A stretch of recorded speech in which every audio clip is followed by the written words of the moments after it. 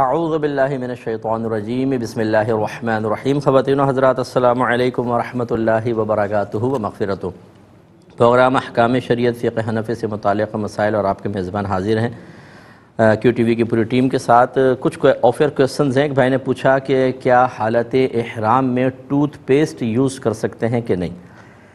دیکھیں، نبی کریم صلی اللہ علیہ وسلم نے نیت احرام کے بعد خوشبو کے استعمال کو منع فرمایا ہے، لہٰذا ایسی کوئی بھی ٹوتھ پیسٹ جس میں خوشبو ہو یا منجن، اسے آپ ہرگز یوز نہ کیجئے۔ اس میں بڑے مسائل ہوں گے، آپ پہ دم بھی لازم ہو سکتا ہے، بالکل اجتناب کرنا چاہیے۔ بہتر یہ ہے کہ بغیر خوشبو والی مسواک اپنے پاس رکھیں، اور وہاں عموماً طور پہ مل بھی جاتی ہیں، مسواک یوز کر لیں۔ جب آپ حالت احرام سے باہر آئیں پھر باقاعدہ آپ ٹوتھ پیسٹ بھی کر لیں۔ ایک انہوں نے کہا کہ کیا اگر ہم جیسے ریاض میں رہتے ہیں، جب ہم میقات کراس کرتے ہیں عمرے کی نیت سے، یا مسجد عائشہ جاتے ہیں مکے سے اور پھر احرام باندھ کر واپس آتے ہیں، تو کیا ہم پر غسل کرنا لازم ہوتا ہے؟ دیکھیں، لازم بمعنی فرض یا واجب نہیں ہوتا، بلکہ یہ سنت کریمہ ہے۔ نبی کریم صلی اللہ علیہ وسلم نے حالت احرام میں تشریف لانے سے قبل غسل فرمایا، لہٰذا یہ سنت ہے کہ آپ غسل کر لیں۔ اگر آپ غسل نہ کرنا چاہیں تو صرف تازہ وضو کر کے احرام کی نیت کریں اور 2 رکعت نفل ادا کر لیں، یہ بھی کافی ہے۔ لیکن وہاں چونکہ وسیع باتھ رومز وغیرہ ہوتے ہیں، اگر نہا سکتے ہوں تو نہائیں تاکہ سنت پوری ہو۔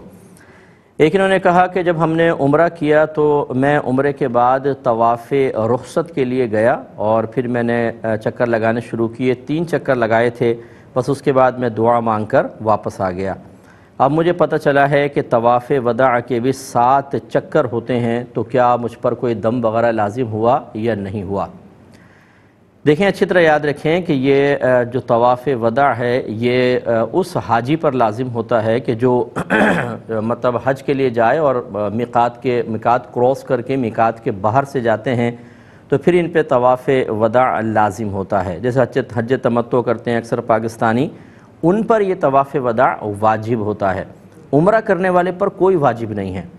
اس لیے ہمیشہ ہم آپ سے گزارش کرتے ہیں کہ کوئی بھی عبادت اختیار کرنے سے پہلے آپ یوں نہ کریں کہ فلاں سے پوچھ لیا، فلاں سے پوچھ لیا اور فلاں سے پوچھ کے آپ نے معلومات اکٹھی کیں اور ایک اہم عبادت کو مطلب صرف سنی سنائی باتوں پر بنیاد رکھتے ہوئے ادا کر لیا۔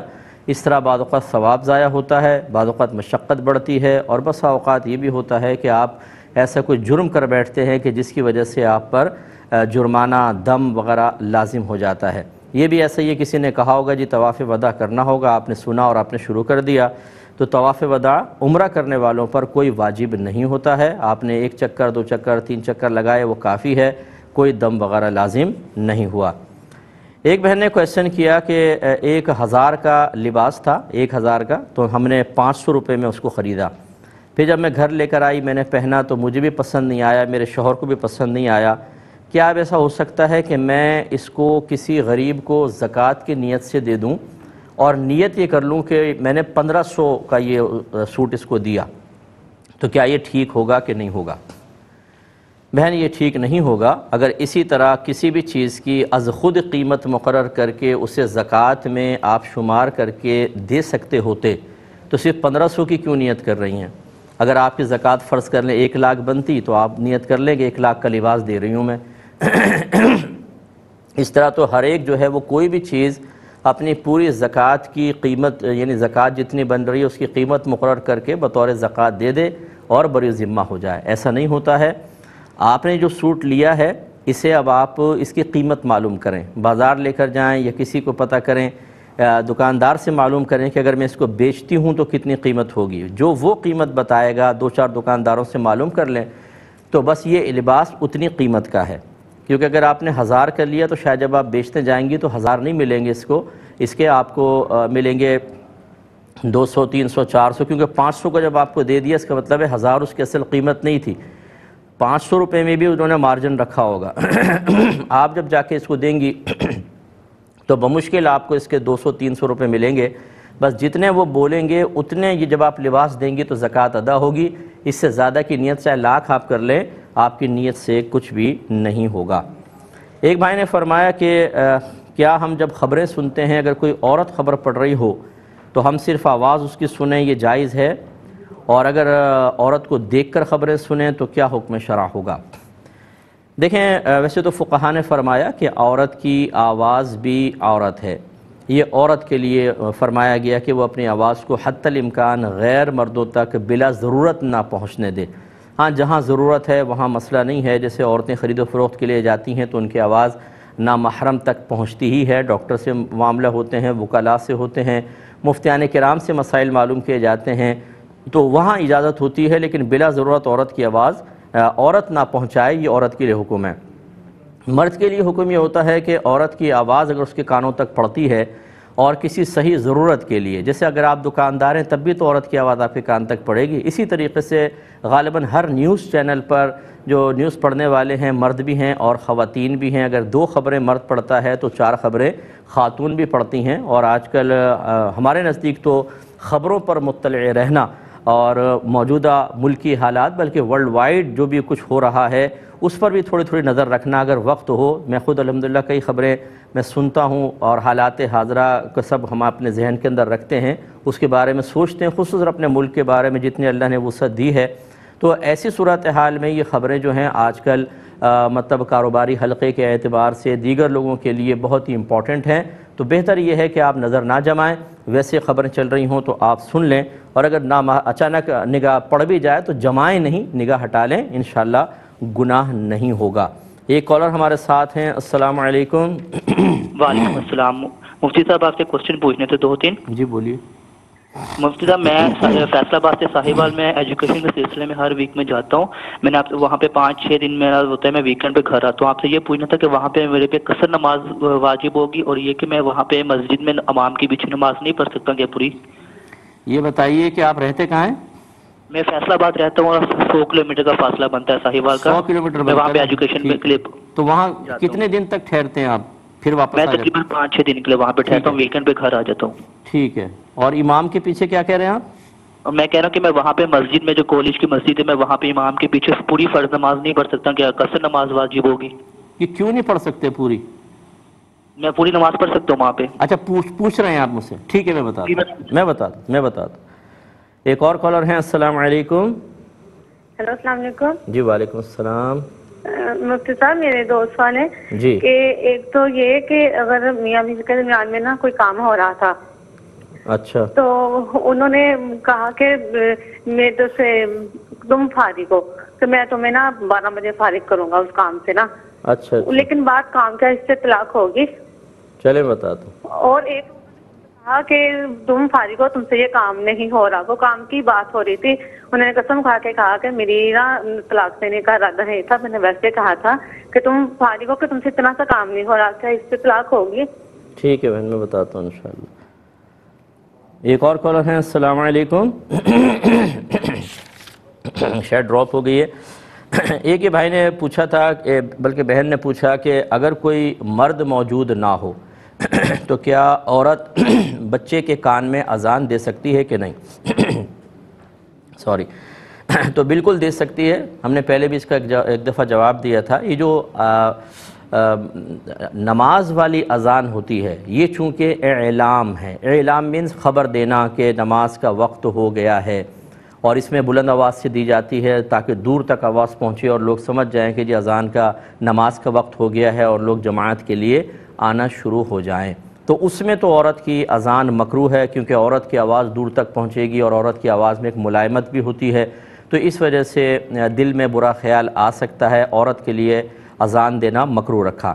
لیکن جو بچے کے کان میں اذان دی جاتی ہے اس کا مقصود اعلام نہیں ہے، یعنی خبر دینا نہیں ہے، بلکہ وہ تو برکت کے لیے ہے تاکہ بچے کی میموری میں سب سے پہلے اللہ تبارک و تعالیٰ کا نام محفوظ ہو جائے، اذان کے اندر جو پاکیزہ کلمات ہیں ان کا فیض بچے کے کانوں کے ذریعے اس کی روح تک پہنچ جائے، تو لہٰذا وہ چاہے مرد دے چاہے عورت، دونوں سے سنت ادا ہو جائے گی۔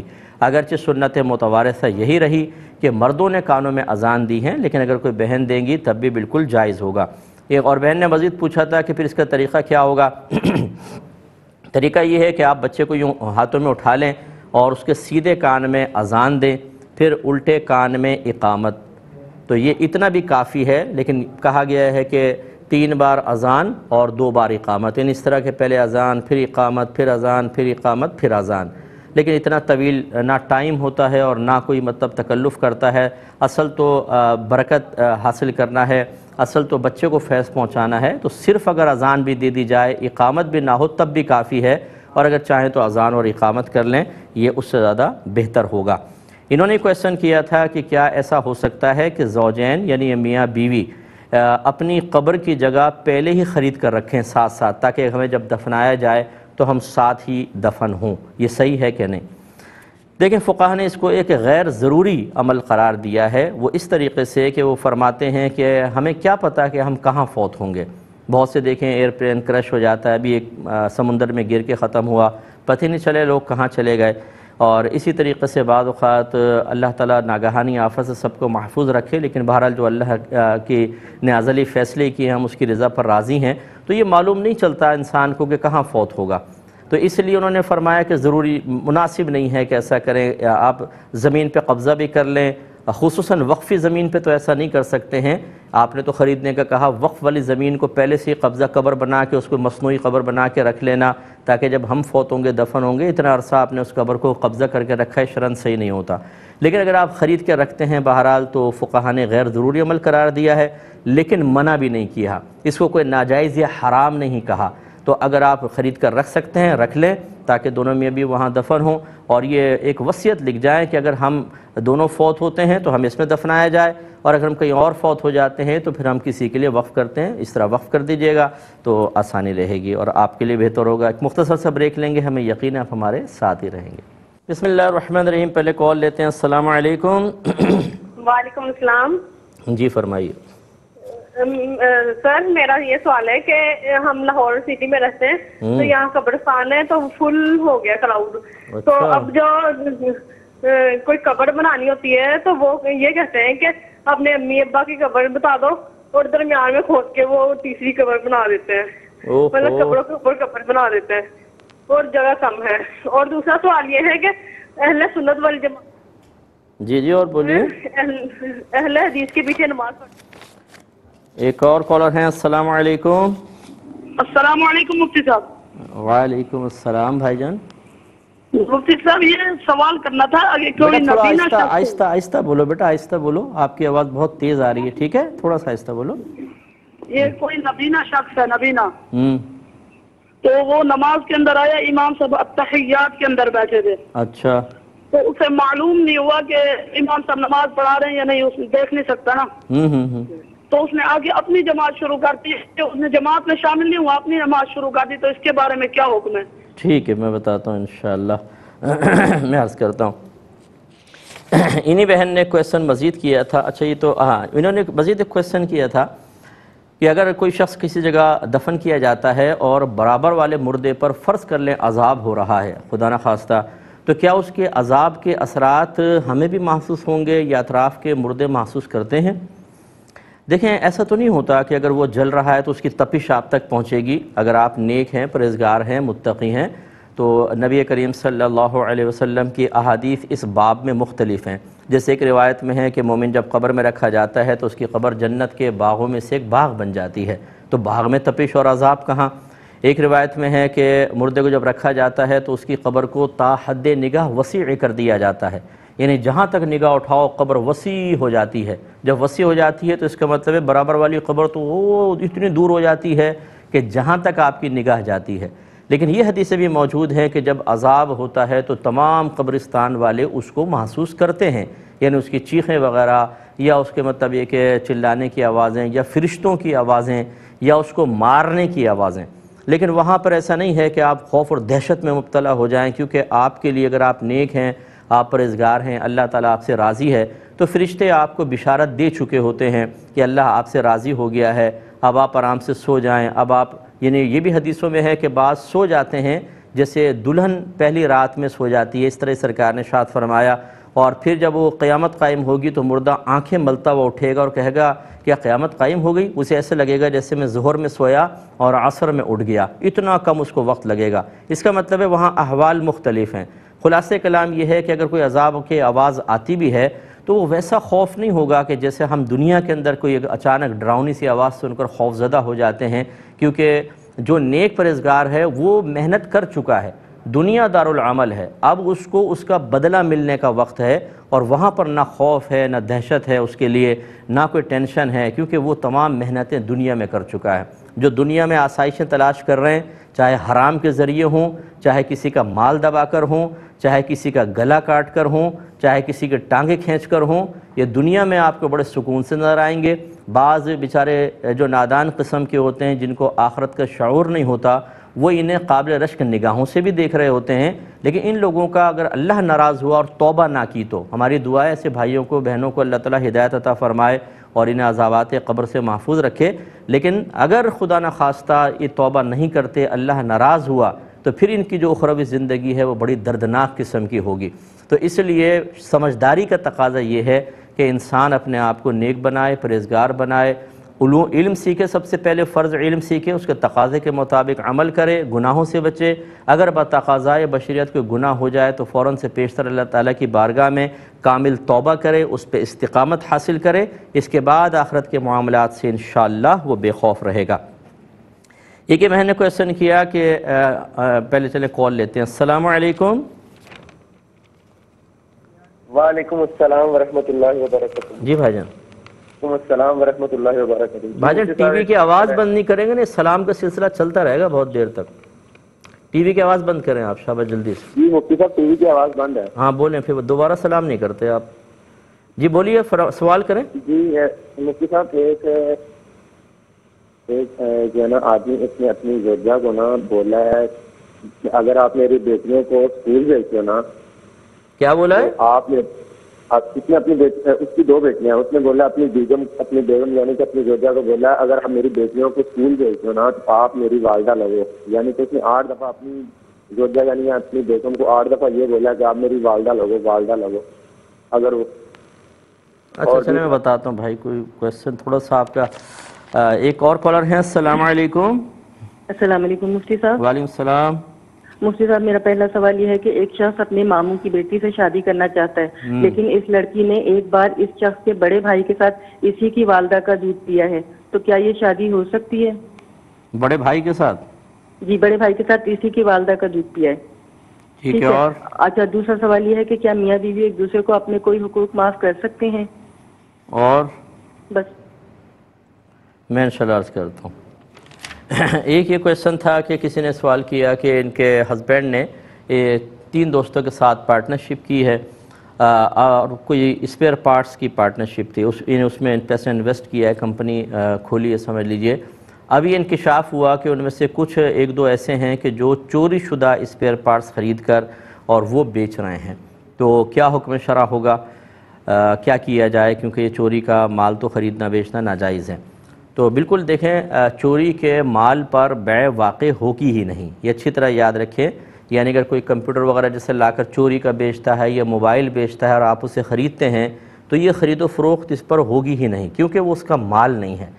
جب اس کا مال ہی نہیں ہے تو پھر آپ کیسے اس کو خرید رہے ہیں؟ بیچنے والا بھی گناہگار، خریدنے والا بھی گناہگار، اور یہ چوری والا مال جو ہے ایک مسلمان بھائی کی امانت ہے جسے پہنچانا، آپ کو پہنچانا واجب ہے، اور ایسے پیسے میں بالکل برکت نہیں ہوگی، بلکہ یہ آپ کے پیسے کے ساتھ ملے گا، آپ کو تباہ کر دے گا۔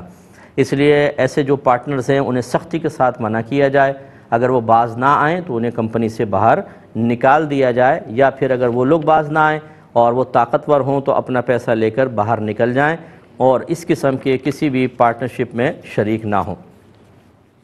ایک شخص نے، ایک بیوی نے شوہر سے کہا کہ کیا تم مجھ سے جسمانی تعلق قائم نہیں کرنا چاہتے یا نہیں قائم کرو گے؟ شوہر نے کہا خدا کی قسم نہیں۔ تو بعد میں اس عورت نے کہا یہ تو تم نے ایلا کر دیا ہے، شرعی لحاظ سے وضاحت میں کرتا ہوں۔ تو شوہر کہتا ہے کہ مجھے تو اس کا علم نہیں تھا اور نہ میں نے کوئی اس کی نیت کی تھی، کیا حکم شرع ہوگا؟ لیکن سب سے پہلے سمجھ لیں، اگر شوہر بیوی کے پاس نہ جانے کی کم از کم 4 ماہ کی یا اس سے زائد یعنی ہمیشگی کی قسم کھا لے تو اس کو کہتے ہیں ایلا۔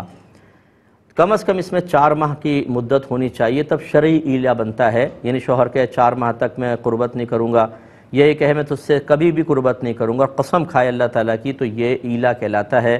یعنی بیوی وقتی طور پر حرام ہو جاتی ہے۔ اب اگر یہ اس مدت کے دوران تعلق جسمانی قائم کر لے تو قسم ٹوٹ جاتی ہے اور اسے کفارہ، قسم کا کفارہ ادا کرنا ہوتا ہے۔ اب اور اس کا تعلق الفاظ سے ہے۔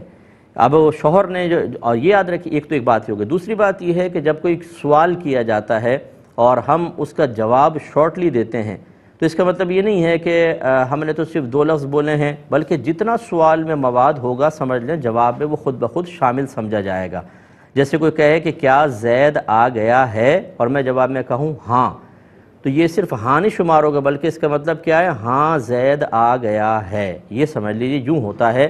تو اب اگر بیوی نے کہا کیا تم اس سے تعلق قائم نہیں کرو گے یا نہیں کرنا چاہتے، اور شوہر نے کہا خدا کی قسم نہیں، تو اس کا مطلب خدا کی قسم میں تم سے تعلق قائم نہیں کروں گا، تو یہ قسم بن گئی۔ اب لا علمی ہمارے مذہب اسلام میں اس قسم کے مسائل میں عذر نہیں ہوتی، نہیں معلوم تھا تو جی سیکھنا چاہیے تھا۔ اور دوسرا، اس میں نیت ہو یا نہ ہو، جب اس طرح کے ظاہری اور صریح الفاظ ادا کیے جاتے ہیں تو یہ واضح الفاظ کا ادا کیا جانا ہی نیت کے قائم مقام ہوتا ہے، لہٰذا یہاں ایلا قائم ہو چکا ہے۔ ان کا آپ کے شوہر کو چاہیے کہ وہ مطلب جسمانی تعلق قائم کریں اور قسم کا کفارہ دے دیں، تو انشاءاللہ آپ لوگ بری ذمہ ہو جائیں گے۔ اور ہمیشہ کی طرح 17 سال سے گزارش کرتے ہیں، پھر کر دیتے ہیں ایک دفعہ کہ خدا را علم سیکھیے، حقوق زوجین کورس کریں، پورا مطلب سیکھیں، یہ تمام چیزیں، زہار کیا ہے، ایلا کیا ہے، نان نفقے کے مسائل، مہر کے مسائل سیکھیے، بیوی کے کیا فرائض ہیں، کیا حقوق ہیں، شوہر کے کیا فرائض، کیا حقوق ہیں، ایک بہو پر ساس سسر کا کیا حق ہے بھی کہ نہیں ہے، اسی طرح بیوی کے اوپر کیا گھر کا کام کاج کرنا واجب ہے کہ نہیں، نان نفقے کا اطلاق کن چیزوں پر ہوتا ہے، شوہر بیوی کا علاج معالجہ کرے یہ اس پر واجب ہے یا نہیں ہے، اسی طرح بچوں کی پرورش کے معاملات، یہ سب چیزیں سیکھنی ہوتی ہیں، لیکن ہم سیکھتے نہیں ہیں۔ شادی کرنے کے لیے ہر ایک ہوشیار ہے، اگر کسی پاگل سے بھی پوچھیں گے نا تجھے شادی کرنی ہے، وہ اور کسی شاید بات کا جواب نہ دے کہ لیکن شادی کے نام پر ایک دم الرٹ ہو جاتا ہے، ریڈ الرٹ، اور اللہ نے ایسی کو کشش رکھی ہے شادی میں کہ وہ اس کے لیے تیار ہو جاتا ہے۔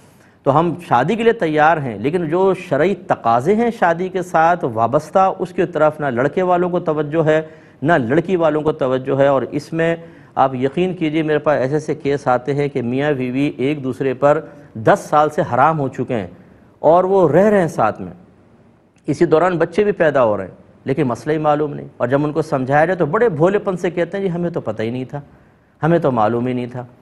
جو باہر کے ملکوں میں جاتے ہیں، کبھی کوئی ایسا آپ نے دیکھا ہے کہ وہاں جا کے اس نے قانون کے خلاف کچھ کیا اور پکڑا گیا اور اس نے کہا جی مجھے تو معلوم ہی نہیں تھا؟ پہلے پورا سیکھ کر جاتے ہیں، ایک ایک چیز سیکھتے ہیں، ایک ایک چیز، وہاں کی کیا ریکوائرمنٹ ہیں، کیا کیا قانون ہیں، کم از کم موٹے موٹے تو سیکھ کے جاتے ہیں، اور پھر وہاں جا کے مزید ڈرتے ڈرتے سارا سیکھتے ہیں۔ اور کوئی بھی اگر پکڑا جاتا ہے تو پھر یہ نہیں کہتے کہ جی مجھے تو معلوم نہیں تھا، کہتے ہیں ہاں جی قصور ہو گیا، کریں جی ہمارا چالان اور لگائیں ہم پر فائن۔ لیکن جب اللہ اس کے رسول کی باری آتی ہے تو ہم نہ سیکھنا چاہتے ہیں، اور اگر غلطی ہو جائے تو بڑے بھولے پن سے کہتے ہیں ہمیں تو معلوم نہیں تھا۔ تو یہ عذر ایسا نہیں چلتا ہے، خدا را علم سیکھیے، تاکہ آپ جب سیکھ لیں گے خود بھی اچھی لائف گزاریں گے، اپنے بچوں کے لیے اچھے رول ماڈل بنیں گے اور اپنے بچوں کی بہتر تربیت کر سکیں گے۔ مجھے امید ہے جو ہمارے سمجھدار بھائی بہن ہیں وہ ہماری باتوں پر غور کریں گے۔ ایک مختصر سا مزید بریک لیں گے، ہمیں یقین ہے آپ ہمارے ساتھ ہی رہیں گے۔ بسم اللہ الرحمن الرحیم۔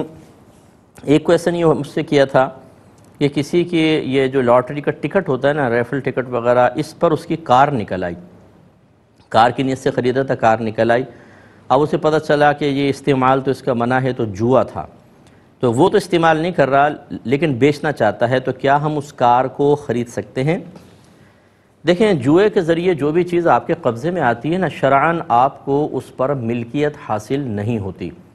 جب آپ اس کے مالک ہی نہیں بنتے تو پھر اس کو آگے آپ سیل آؤٹ بھی نہیں کر سکتے۔ اسی طریقے سے جو جانتا ہے کہ یہ جوئے کے ذریعے حاصل شدہ مال ہے یا چوری کے ذریعے حاصل شدہ مال ہے، ابھی میں نے چوری کو تو بتایا، اسے خرید نہیں سکتے ہیں، لہٰذا اس نے کیا کرنا ہے، اس کے اوپر چھوڑ دیجئے، اس طرح کی چیز نہ خریدیں۔ اس لالچ میں کہ جی مارکیٹ سے 2-3-4 لاکھ روپے سستی بیچ دے گا، آپ ناجائز چیز لے لیں، پھر اس کو استعمال کرتے ہیں، جب تک استعمال کرتے رہیں گے پھر آپ گناہ گار ہوتے رہیں گے، اس کا کیا فائدہ؟ اللہ تبارک و تعالیٰ کی رضا کے لیے دنیا میں تھوڑا سا نقصان برداشت کریں، آخرت کے بے شمار فائدے حاصل ہوں گے، بلکہ اگر میں یہ کہوں کہ دنیا میں اللہ تعالیٰ اس کا بہترین بدلہ آپ کو عطا فرمائے گا تو یہ بیجا نہیں ہوگا، لیکن بہرحال ایسی گاڑی نہیں خرید سکتے ہیں۔ آج کے کویسچنز لے لیتے ہیں۔ بھائی نے فرمایا کہ یہ ایک اپنے گھر سے کہیں پڑھنے کے لیے جاتے ہیں جو تقریباً 100 کلومیٹر دور فاصلہ ہے، اور وہاں 5-6 دن رہ کر پھر اپنے گھر واپس آ جاتے ہیں، تو گھر وہاں پر رہ کر یہ پوری پڑھیں گے یا قصر پڑھیں گے؟ پہلا کویسچن تو یہ تھا، تو جواب یہ ہے قصر پڑھیں گے، کیونکہ آپ وہاں مستقل رہائش پذیر نہیں ہیں، آپ تو تعلیم کے لیے جاتے ہیں، اور جب آپ وہاں گئے اور 15 دن سے کم ٹھہرنے کی نیت کریں گے تو آپ مسافر ہوں گے، مقیم نہیں۔ دوسرے انہوں نے کہا اگر میں امام کے پیچھے نماز پڑھوں گا تو قصر پڑھوں گا یا پوری؟ دیکھیں، امام کا جو مقیم امام ہوتا ہے اس کا اعتبار ہوتا ہے، اور مسافر کو اسی کے ساتھ ادا کرنی ہوتی ہے، لہذا اگر مقیم امام کے پیچھے آپ نماز پڑھیں گے تو آپ کو پوری پڑھنی ہوگی۔ ہاں، کسی ٹائم اگر خدا نخواستہ آپ کی ظہر، عصر یا عشاء کے 4 فرض امام کے پیچھے نہ پڑھ سکے، اب آپ اس میں قصر کریں گے، ورنہ امام کے پیچھے اگر آپ پڑھتے ہیں تو پوری نماز ہی پڑھی جائے گی۔ یہ کہتے ہیں کہ ہم میاں بیوی میں ایسی بات چل رہی تھی، کوئی کام کر رہے تھے، شوہر نے کہا کہ میں آپ کو کام سے فارغ کر دوں گا، یہ معاملہ کر کے کام سے فارغ کر دوں گا، تو اسی طریقے سے ایک کہا کہ بھئی اب تو تمہیں کام سے فارغ کر دیا، نیت بھی شوہر کی وہی تھی اور وہ قسم کھاتا ہے کہ میری طلاق وغیرہ کی نیت نہیں تھی، کام کی ہی نیت تھی، تو کیا حکم شرع ہوگا؟ دیکھیں، ویسے تو لفظ چھوڑ دینا اور لفظ فارغ ہم اسے طلاق کے باب میں صریح شمار کرتے ہیں، یعنی نیت ہو یا نہ ہو طلاق واقع ہوگی، لیکن اگر اس کے یعنی طلاق کے خلاف پر کوئی واضح قرینہ، کوئی واضح علامت موجود ہو تو بقسم پھر اس کو فوقیت دی جائے گی، جیسے یہاں پر ہے۔ اگر کوئی ویسے ایک آدمی کسی سے پوچھے تم نے اپنی بیوی کے ساتھ کیا کیا، اس نے کہا میں نے تو اس کو فارغ کر دیا، یہ صریح لفظ ہوگا، طلاق واقع ہوگی، چاہے وہ لاکھ قسمیں کھائے۔ لیکن جیسے آپ کام کے بارے میں کہہ رہی ہیں تو یہاں قرینہ موجود ہے کہ طلاق یا کوئی غصہ نہیں تھا، کوئی لڑائی جھگڑا نہیں تھا، کوئی آپ کی طرف سے مطالبہ طلاق نہیں تھا، اور کام سامنے موجود تھا۔ اب اگر شوہر قسم کے ساتھ کہہ دیتا ہے کہ میری طلاق کی نیت نہیں تھی، میں تو اسی کام کی نیت کر رہا تھا، تو بالکل طلاق واقع نہیں ہوگی، لہٰذا آپ بے فکر رہیں، آپ کی طلاق واقع نہیں ہوگی۔ ایک یہ کہتی ہیں کہ بہن نے کویسچن کیا، پہلے میں کال لے لیتا ہوں۔ السلام علیکم۔ وعلیکم السلام سر جی، میرا ایک چھوٹا سا کویسچن ہے جی سر۔ کویسچن یہ ہے کہ ایک این جی او ہے، جیسے 1 لاکھ روپے دیتے ہیں اور واپس 1,10,000 روپے لیتے ہیں، سر اس میں سود شمار ہوگا؟ اور میں بتاتا ہوں، ایک یہ بہن نے پوچھا کہ قبرستان ہمارا یہاں کا فل ہو چکا ہے، اب اگر کوئی دفن ہونے کے لیے پہنچے تو وہ اس کے رشتہ داروں سے پوچھتے ہیں اس کے ماں باپ وغیرہ کی وہ قبر ہے، وہ کہتے ہیں تو ان کے بیچ میں قبر بنا دیتے ہیں، یا پھر ان کی قبر کے اوپر ایک قبر بنا دیتے ہیں، کیا حکم شرع ہوگا؟ دیکھیں، یہ دونوں چیزیں ہی ناجائز ہیں۔ وجہ اس کی یہ ہے کہ قبروں پہ چڑھے بغیر اور قبروں کے اندر مطلب ٹھونسا ٹھانسی کیے بغیر نئے مردے کو رکھا ہی نہیں جا سکتا، اتنی زیادہ یعنی، اور یہ جو گورکن وغیرہ ہوتے ہیں یہ جانتے ہیں کون سا مردہ کہاں دفن ہے، کہاں کتنی گنجائش ہے۔ بعض اوقات تو یہ ایسے بھی واقعات آئے ہیں، میں کسی پرٹیکولر کسی گورکن کے بارے میں نہیں کہہ رہا ہوں، کہ پرانی قبر ہوئی تو ہڈیاں نکال دیں اور دوسرے کو اس میں دفنا دیا۔ اس طرح معاملات یہ شرعاً جائز نہیں ہے، الگ قبرستان میں دفن ہونا چاہیے۔ لیکن بہرحال اب اگر کوئی سستی کرتا ہے کہ کون دور تک جائے، ہمارے یہاں یہ بھی ہوتا ہے نا، ناجائز کر لو، حرام کر لو، لیکن کون دور تک جائے، دور جانے سے کتراتے ہیں، پھر کہتے ہیں اتنی دور ہو جائے گا وہ، بھئی کون سا آپ نے روزانہ حاضری دینی ہے؟ سالہ سال سے رشتہ دار بیچارے مدفون ہیں، قبروں پہ جانے کی توفیق نہیں ملتی، زیادہ 15 شعبان کو پہنچ جاتے ہیں، تو اتنی دور یا قریب دیکھنے کا کیا معاملہ؟ اصل تو ہے شریعت کو فالو کرنا۔ اگر آپ کا مردہ کہیں دور بھی مدفون ہے، آپ روزانہ ایصال ثواب کریں، دعائے بخشش و مغفرت کریں، انشاءاللہ اسی قبر میں راحت ملے گی۔ اور پڑوس میں مردہ دفن ہو، نہ آپ ایصال ثواب کریں، نہ دعائے بخشش و مغفرت کریں، ویسے جا کے چاہے بیٹھ بھی جائیں، اسے کیا فائدہ ہوگا؟ تو اس لیے اس طرح مطلب ناجائز عمل نہ کیا جائے، شہر سے باہر چاہے کہیں جانا پڑے، دور قبرستان جانا پڑے، صحیح قبر ہی بنوائیں۔ لیکن بہرحال اگر کسی نے بنوا لی ہے تو اب مردہ نہ نکالیں، اس کو ویسے ہی رہنے دیا جائے۔ یہ کہتے ہیں کہ اگر کوئی نابینا مسجد میں آیا، امام صاحب تحیات میں بیٹھے تھے، پوری مسجد خاموش ہوتی ہے، اسے پتہ نہ چلا کہ جماعت ہو رہی ہے اور اس نے کہیں کھڑے ہو کر اپنی نماز شروع کر دی، تو کیا حکم شرع ہوگا؟ دیکھیں، اس کی نماز بالکل ہو جائے گی، اس کے ساتھ ایک شرعی عذر ہے، اس بیچارے کو تو پتہ نہیں چلا۔ فرض کر لیں کوئی آدمی آتا، آنکھوں والا ہوتا، دیکھتا جماعت ہو رہی ہے اور وہ اپنی نماز پڑھ لیتا، نماز اس کی بھی ہو جاتی، صرف اتنا ہوتا کہ ترک جماعت کا اس کو گناہ ملتا۔ یہ نہیں ہے کہ جماعت سے نماز پڑھنا فرض ہے، اگر نہیں پڑھیں گے تو نماز ہی نہیں ہوگی، واجب ہے کہ پڑھنا واجب ہے، بغیر کسی شرعی عذر کے ترک کریں گے تو گناہگار ہوں گے۔ تو اگر کوئی شخص آ کے اپنی نماز پڑھتا اور بینا ہوتا تب بھی اس کی نماز تو ہو جاتی، ترک جماعت کی وجہ سے گناہگار کہلاتا۔ اور یہ تو بیچارہ گناہگار بھی نہیں، کیونکہ اس کو اس خاموشی کی وجہ سے پتہ نہ چلا کہ امام صاحب کس پوزیشن میں ہیں، سننے کی کوشش کی ہوگی، آواز نہیں آئی تو اس نے اپنی نماز شروع کر لی، تو کوئی گناہ نہیں ہے، نماز بھی ہو گئی اور گناہگار بھی نہیں ہوں گے۔ یہ کہتے ہیں کہ غالباً یہ کہتے ہیں ایک آدمی نے اپنی زوجت سے کہا کہ تو میری والدہ لگے، تو میری والدہ لگے، تو والدہ لگے یہ اس طرح نہیں ہوتا، اگر یوں کہتا نا کہ تو مجھ پر میری ماں کی مثل ہے، یا جسم کے کسی ایسے عضو کو ماں کے کسی ایسے عضو سے تشبیہ دیتا جو جز بول کر کل مراد لیتے ہیں، جیسے سر یا گردن یا پیٹھ، کہتا تیری پیٹھ میری ماں کی پیٹھ کی مثل ہے، تو زہار ہوتا، پھر اس میں وہ کفارہ دینا پڑتا، جو مطلب یہ کہ روزوں کا سا کفارہ ہوتا ہے، وہ تفصیل ہے۔ لیکن یہاں پر ابھی یہ نہیں ہوا، زہار نہیں ہوا، اللہ کی بارگاہ میں توبہ کرے اور آئندہ اس قسم کے الفاظ زبان پر نہ لے کر آئیں۔ یہ کہتے ہیں ایک شخص اپنے ماموں کی بیٹی سے شادی کرنا چاہتا ہے، لیکن معاملہ یہ ہے کہ اس شخص کی والدہ کا دودھ اس لڑکی نے اس کے بڑے بھائی کے ساتھ پیا ہے، کیا حکم شرع ہوگا؟ دیکھیں، جب ایک ہی ماں کا دو بچے دودھ پیتے ہیں تو وہ آپس میں بھائی بہن ہو جاتے ہیں۔ اب یہ کہ یہ شاید چلو بڑا بھائی تھا، چھوٹے بھائی کے ساتھ اس لڑکی نے دودھ پیا، لیکن پیا تو اسی کی ماں کا ہے۔ ایک ہی عورت کا دودھ اس لڑکے نے پیا، ایک ہی عورت کا دودھ اس لڑکی نے پیا، چاہے اس کے چھوٹے بھائی کے ساتھ پیا، ساتھ یا پہلے یا بعد کا نہیں ہوتا، اصل ہے کہ اس عورت کا جز اس میں بھی ہے، اس عورت کا جز اس میں بھی ہے، لہٰذا ان دونوں کی وہ ماں ہوئی تو یہ آپس میں ہو گئے رضائی بھائی بہن، اور ان کا آپس میں نکاح نہیں ہو سکتا۔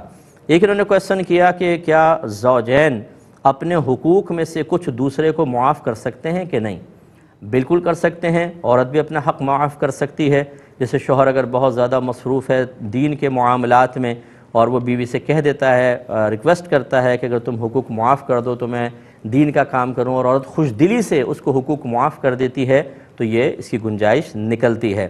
لیکن مطلب میں اس کو فی نفسی مطلب پسند نہیں کرتا ہوں کہ کسی عورت کو ایموشنل کر کے اس کے حقوق معاف کروا کر، ہو سکتا ہے آپ کی طبیعت اور کیفیت کچھ اور ہو، آپ کے اندر باطنی طاقت بہت زیادہ ہے، آپ تقاضائے نفسانی کو دبانے پر قدرت رکھتے ہیں، ہو سکتا ہے باہر آپ کو اطراف میں ایسا ماحول مل جاتا ہے جس کی بنا پر ذہن منتشر نہیں ہوتا، تو کہ یہ تمام چیزیں زوجہ کو بھی حاصل ہوں گی کہ نہیں ہوں گی؟ آپ نے تو بڑے پیار محبت سے حقوق معاف کروا لیے، پھر یہ پلٹ کے بھی نہیں دیکھا کہ اس پر کیا باطنی کیفیات کا ترتب ہو رہا ہے، اس کا ذہن منتشر تو نہیں ہو رہا، وہ کس کی صحبت میں بیٹھ رہی ہے، عورتیں محلے والی آتی ہیں، دوست آتی ہیں، پھر آج کل انٹرنیٹ وغیرہ ہے، ایک عورت کو اگر آپ حقوق معاف کروا لیں گے تو کیا مطلب تمام طبعی تقاضے ختم ہو جائیں گے، وہ ایک مجسمے کی طرح ہو جائے گی، وہ پتھر کی طرح ہو جائے گی، اس کی فیلنگز بالکل ختم ہو جائیں گی؟ ایسا تو نہیں ہوگا۔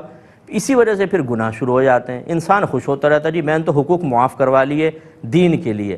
کیا ہمارے نبی کریم صلی اللہ علیہ وسلم نے ایسا کیا؟ دیکھا یہ جائے۔ کیا صحابہ کرام نے کیا؟ وہ تمام حقوق ادا کرتے رہے، اللہ کا حق بھی ادا کیا اور اپنے گھر والوں کا بھی کیا۔ جب شادی کی ہے تو پھر حقوق وغیرہ معاف کروانے کا کیا مطلب ہے؟ حق ادا کریں اور دین کی تبلیغ بھی کریں۔